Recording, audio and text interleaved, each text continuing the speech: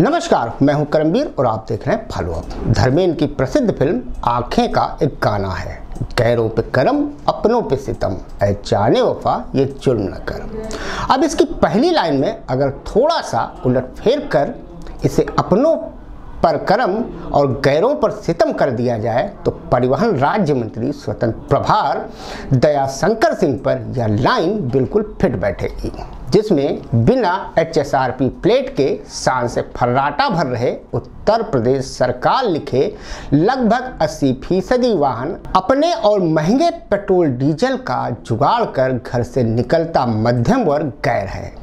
अब अगली लाइन में मंत्री जी दयाशंकर सिंह को आप जाने वफा और जुर्माने की राशि यानी 5 से 10 हज़ार को जुल्म समझ सकते हैं। जनपद बलरामपुर से हमारे संवाददाता गौरव तिवारी द्वारा भेजी गई इन सरकारी गाड़ियों की ताज़ा तस्वीरों को देखकर आप माजरा खुद ही समझ जाएंगे कि ये 80% सरकारी लाडले वाहन कौन से हैं।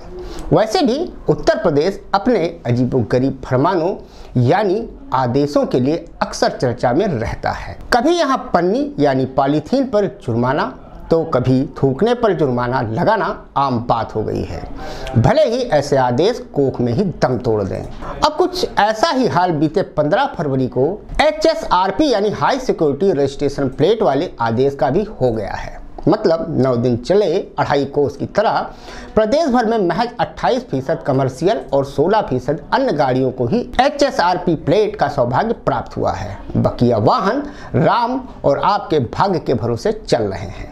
दरअसल आधी रात में अक्सर बस अड्डों का दौरा करने तो कभी किसी मीटिंग के दौरान अधिकारियों को फटकार लगाने वाले विभागीय मंत्री दयाशंकर सिंह के सख्ती वाले जिद की जद में परिवहन प्रवर्तन और पुलिस वाले आ गए हैं। मंत्री जी के इस तुगलकी फरमान पर विभाग के कर्मचारी और अधिकारी बस अपना माथा पीटकर खुद को तसल्ली दे रहे हैं। इसी मुद्दे पर और जानकारी देने के लिए हमसे जुड़ रहे हैं तरुण मित्र के वरिष्ठ संवाददाता और परिवहन विभाग के जानकार रवि गुप्ता जी। जी बहुत बहुत स्वागत है आपका फॉलो अप में।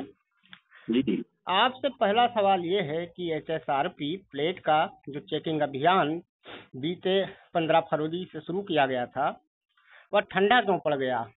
क्या माना जाए कि विभागीय मंत्री दयाशंकर के इस फरमान की जद में विभाग भी फंस गया है? देखिए करमवीर जी, ये बहुत ही अहम मुद्दा इस समय है और विधानसभा का सत्र चल रहा है और यह जनता पर जो ये जुर्माना राशि का भारी भरकम जो इस पर लाद दिया गया है, तमाम मुद्दे उठाए जा रहे हैं ये। और इस मुद्दे पर अभी जो है न शासन न प्रशासन न सरकार न विपक्ष की नजर नहीं गई है, क्योंकि इसमें चरणबद्ध तरीके से कई सारे पेच हैं जो यह विभाग के परिवहन विभाग के लिए ही जो है ये गले की फांस बन गया है, जिसको हम लोग आम बोलचाल की भाषा में हाई सिक्योरिटी नंबर प्लेट या HSRP high security registration plate कहते हैं। वजह इसकी ये रही कि जो इस पे जुर्माना राशि है, पहली बार 5,000, दूसरी बार 10,000 और तीसरी बार कंसर्निंग अथॉरिटी जो भी RTO टीम होगी, एनफोर्समेंट टीम होगी, मौके पर फील्ड चेकिंग करने के दौरान वह उस गाड़ी का रजिस्ट्रेशन रद्द कर सकती है, उसको सीज भी कर सकती है। इतना भारी भरकम जुर्माना उत्तर प्रदेश जैसे बहुसंख्य आबादी वाले और मध्यम आय वर्ग वाले यहाँ सिस्टम में करना, ये अपने अपने बहुत बड़ा हास्यास्पद है। और दबे जुमा अंदर के लोग, विभाग के लोग खुद कह रहे हैं कि यह मंत्री जी का फरमान अब बहुत ही भारी पड़ रहा है विभाग के लिए। ऐसे में किस तरीके से विभागीय जो मंत्री का जो एक दिशा निर्देश आदेश जारी हुआ 15 फरवरी को कि सारे उसमें, लेकिन उसके पहले उनके खुद को अपने सिस्टम को सुधारना होगा। जहां तक हम, अगर आपको पिछली बार भी बताया था, इस बार भी बता रहे हैं कि जो आंकड़े हम लोग के सामने आ रहे हैं, पहले तो सरकारी गाड़ियों में जो जिला मुख्यालयों, नगर मुख्यालयों या सचिवालय, जहां भी ऐसे तमाम बड़ी संख्या में गाड़ियां हैं जिन पर हाई सिक्योरिटी नंबर प्लेट आज भी नहीं लगा है। और दूसरे अगर हम बात जाएं तो आप तमाम देखेंगे ऐसे जो है एम्बुलेंस सेवा में जो लगी गाड़ियां हैं, और उसके अलावा आपके वीडियो टीम जो हमारे साथी हैं, तमाम फील्ड अफसरों की ऐसी गाड़ियां हैं, प्रशासनिक SDM भी हैं, उसमें ADM भी हैं, यहाँ तक कि परिवहन विभाग के कई जिलों के RTO ARTO भी हैं, उनके खुद की गाड़ियों में हाई सिक्योरिटी नंबर प्लेट नहीं लगा है। तो यह अभियान उनके घर से ही बड़ा फेल नजर आ जा रहा है। और ऐसे में परिवहन विभाग का दस्ता, जिसके ऊपर काफी दबाव है कि वह इस अभियान की पूर्ति करे, लेकिन वो किस तरीके से पब्लिक से, आप देखेंगे चौक चौराहों पर जो चालान होता है 100, 200, 400, 500 का चालान हो जाता है तो ऐसे में ट्रैफिक टीम, पुलिस टीम या परिवहन टीम को बहुत नोकझोंक पब्लिक से करनी पड़ती है। ऐसे में अगर 5,000 का चालान किसी का हो गया तो समझ लीजिए तो उस पब्लिक से पार पाना किसी भी इन्फोर्समेंट टीम के लिए बहुत ही घातक है और उस पर हमला भी हो सकता है, तमाम ऐसी घटनाएं हो सकती हैं। तो इन सब चीजों से और उनकी इमेज भी, एक जो छवि जो है आरटीओ ट्रांसपोर्ट जो है इन्फोर्समेंट टीम की, वह पब्लिक के बीच गड़बड़ कहीं ना कहीं हो जाती है। इन सब जो बैकफुट पे आ रही है, इसीलिए शायद ट्रांसपोर्ट कमिश्नर चंद्रभूषण सिंह जो अभी नवनियुक्त, अभी कुछ एक माह पहले उन्होंने चार्ज लिया यहाँ पर परिवहन आयुक्त कार्यालय में, उन्होंने कल एक सारे आरटीओ इन्फोर्समेंट टीम को और डिप्टी ट्रांसपोर्ट कमिश्नर को, जितने जोन हैं उत्तर प्रदेश में, सबको सख्त निर्देश जारी किया है कि हाई सिक्योरिटी नंबर प्लेट की संख्या लगवाने की बढ़ाई जाए चेकिंग, क्योंकि जो आंकड़े अभी तक, कल तक के आंकड़े हमारे सारे जनपदों के थे, वहां पे अभी तक कमर्शियल गाड़ियों में केवल 28 से 30% जो है गाड़ियों में हाई सिक्योरिटी नंबर प्लेट लगा है, जबकि प्राइवेट व्हीकल्स जिसमें कि एक आम स्कूटी से लेकर ट्रक, लोडर, बस, हेन तेन जितनी भी गाड़ियां हैं जिस तरह के प्राइवेट साधनों में, ऑटो, टेम्पो, उन सब पे केवल 15 से 16%। तो आप ऐसे में समझ सकते हैं कि यह मंत्री जी का जो फरमान, तुगलकी फरमान जो भी कह लीजिए, एक दबाव में या एक जो आर्थिक तंत्र को चलाने के चक्कर में जो यह उल्टा फांद लग गया है, विभाग न चाहते हुए भी कर पा रहा है। अगर नहीं करता है तो ऊपर मंत्री जी का सुनता है, कमिश्नर की सुनता है, और करता है तो उसकी खिचखिच जो है आम पब्लिक से होती है। तो आपको क्या लगता है कि ये अभियान कैसे सफल हो सकता है? देखिए, कोई भी ऊपर से सरकार अगर कोई निर्णय लेती है तो उसको पहले तो एक सर्वे, एक सर्च करना चाहिए। और ट्रांसपोर्ट डिपार्टमेंट की जहां तक बात है और जुर्माने की बात है, यह एक आम प्रचलन है और इस तरीके से पब्लिक में इसकी इमेज बनती है। और जहां तक मेरा सुझाव है, बीते 10-12 सालों से हम लोग विभाग को कवर कर रहे हैं अपने तरीके से, अलग अलग जो है उसको मीडिया के समूह से हम लोग कवर करते आ रहे हैं। तो मुझे ऐसा लगता है कि इस अभियान को सबसे पहले तो ट्रांसपोर्ट कमिश्नर कार्यालय, परिवहन आयुक्त कार्यालय के माध्यम से एक पत्र सारे जिला मुख्यालयों के डीएम को जाना चाहिए और शुरुआत उनको अपने सिस्टम को सुधारने से करना चाहिए।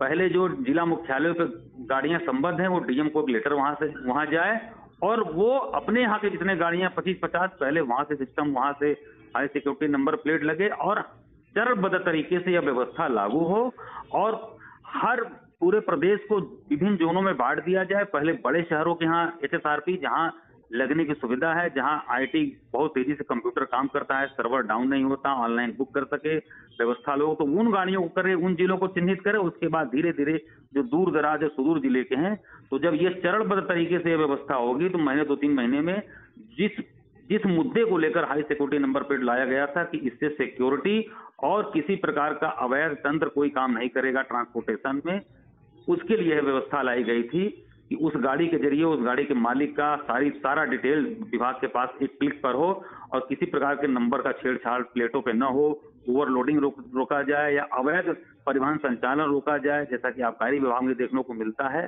तो अगर ये चरणबद्ध तरीके से किया जाए और पहले जिला मुख्यालयों को विभिन्न जोनों में बांट कर किया जाए और सरकारी गाड़ियों से शुरू किया जाए, खुद के सिस्टम को पहले सुधारा जाए सरकार, उसके बाद आम पब्लिक पर धीरे धीरे इसको थोपे, तो अब हमको लग रहा है कि एक लंबे समय आने के बाद उत्तर प्रदेश में यह व्यवस्था, चलान अभियान जो भी यह है हाई सिक्योरिटी नंबर प्लेट लगाने का, रवि जी ये बताइए, क्या एचएसआरपी चालान हटवाने में वीआईपी कल्चर का प्रभाव चलेगा?